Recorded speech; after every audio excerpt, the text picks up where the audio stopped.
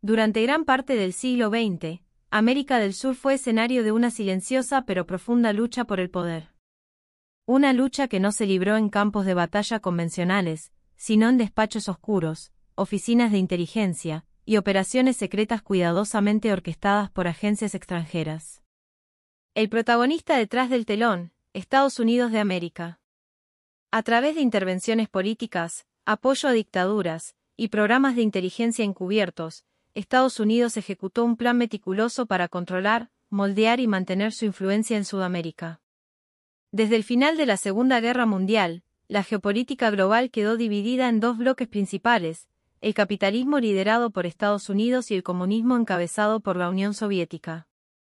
Esta división marcó el inicio de la Guerra Fría, una guerra sin enfrentamientos directos pero cargada de maniobras ideológicas, espionaje y manipulación estratégica. En este contexto, América Latina fue vista como un tablero de ajedrez donde cada país representaba una pieza clave.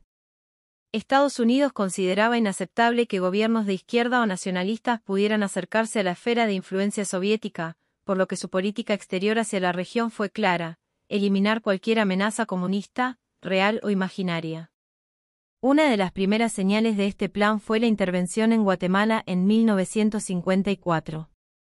En ese año, la CIA organizó y financió un golpe de Estado contra el presidente democráticamente electo Jacobo Arbenz, quien impulsaba una reforma agraria que afectaba los intereses de la United Fruit Company, una poderosa empresa estadounidense. La narrativa oficial justificó la operación como una forma de detener el avance del comunismo, pero en el fondo, se trataba de proteger intereses económicos y garantizar un gobierno alineado con Washington. Este evento marcó el comienzo de una larga serie de intervenciones similares en el continente. A medida que avanzaban los años 60 y 70, la estrategia de Estados Unidos se volvió más sofisticada y sistemática. No se trataba únicamente de derrocar gobiernos, se trataba de crear una red de regímenes autoritarios capaces de coordinarse entre sí, compartir información y eliminar opositores políticos con el apoyo logístico, financiero y tecnológico de agencias estadounidenses. Así nació la temida Operación Cóndor, un plan secreto de cooperación entre las dictaduras militares de Chile, Argentina, Uruguay, Paraguay, Bolivia y Brasil, con la participación indirecta de Estados Unidos. Bajo esta operación, miles de personas fueron secuestradas, torturadas, desaparecidas o asesinadas. Muchos de ellos eran intelectuales, estudiantes, activistas, sindicalistas o simplemente ciudadanos que cuestionaban el régimen. La CIA proporcionó entrenamiento, recursos e inteligencia a los servicios de seguridad de estos países. Los documentos desclasificados décadas después muestran una clara complicidad entre funcionarios estadounidenses y los líderes de estas dictaduras. El discurso era el mismo: todo aquel que representara una amenaza para el orden prooccidental debía ser eliminado, sin importar las consecuencias humanitarias. Chile fue uno de los casos más emblemáticos. En 1973, el gobierno de Salvador Allende, elegido democráticamente, fue derrocado mediante un sangriento golpe militar liderado por el general Augusto Pinochet. Estados Unidos, bajo el mando de Richard Nixon y su asesor de seguridad nacional Henry Kissinger, había financiado campañas de desestabilización, promovido el caos económico y respaldado directamente a los sectores militares que ejecutaron el golpe.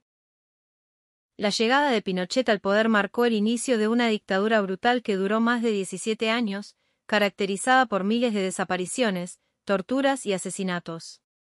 En Argentina, la dictadura militar que comenzó en 1976 también contó con apoyo estadounidense, especialmente en temas de inteligencia y formación de agentes de represión. La llamada «Guerra Sucia» dejó un saldo de más de 30.000 desaparecidos. Las embajadas de Estados Unidos estaban al tanto de lo que ocurría, y en muchos casos, compartieron información sensible con los gobiernos militares. La Escuela de las Américas, una institución militar ubicada en Panamá y administrada por el Ejército de Estados Unidos, entrenó a miles de militares latinoamericanos en tácticas de contrainsurgencia, muchas de las cuales fueron aplicadas en operaciones de represión y exterminio. Paraguay, Uruguay, Bolivia y Brasil no fueron la excepción. Todos formaron parte de una red que compartía listas negras de opositores, realizaba operaciones conjuntas y se comunicaba mediante canales secretos. El objetivo común era mantener un hemisferio alineado con los intereses políticos, económicos y estratégicos de Estados Unidos. El miedo al comunismo fue el pretexto perfecto para justificar cualquier atrocidad. Y aunque algunos argumentan que estas medidas evitaron que América Latina cayera bajo la influencia soviética, la realidad es que los costos humanos fueron devastadores. Más allá de las dictaduras, Estados Unidos también intervino en procesos democráticos mediante presión económica, campañas de propaganda, manipulación de medios y financiamiento de candidatos afines. En muchos países, la huella de estas acciones aún es visible. Gobiernos que promovían soberanía económica o justicia social fueron desacreditados, aislados o directamente eliminados del mapa político. A cambio, se promovieron políticas neoliberales que beneficiaban a grandes corporaciones estadounidenses y desmantelaban los sistemas públicos de salud, educación y trabajo. Uno de los elementos más oscuros de este plan fue el control de la información. A través de campañas de desinformación, agencias como la CIA promovieron narrativas falsas, crearon enemigos invisibles y sembraron el terror entre la población.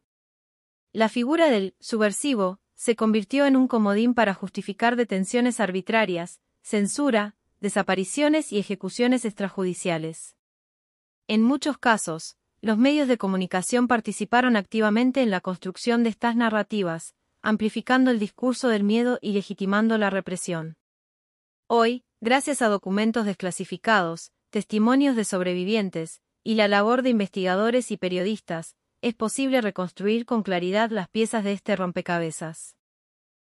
El plan secreto de Estados Unidos para controlar Sudamérica no fue una teoría conspirativa, fue una estrategia real, documentada y ejecutada durante décadas con un alto grado de coordinación y complicidad local. Los efectos de este plan no se limitan al pasado. Aún hoy, muchas de las heridas provocadas por estas intervenciones siguen abiertas en la memoria colectiva de los pueblos latinoamericanos. Las víctimas, en su mayoría, nunca recibieron justicia. Los archivos, en muchos casos, siguen incompletos o clasificados.